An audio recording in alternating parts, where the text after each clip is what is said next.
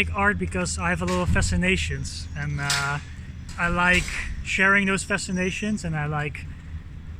introducing people to things that I wonder about, because I think art's also a very personal thing. The things that you make art about are sort of personal experiences, and yeah, I think that's exactly also the reason why I started making art that is at least partially interactive, because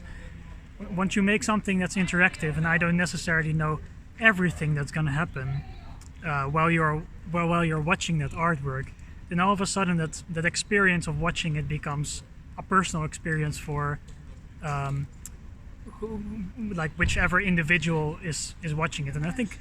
that's something really interesting, because then something that I have experienced and that I am fascinated about can all of a sudden trigger a new experience, new fascinations, new ideas in other people. I think that's pretty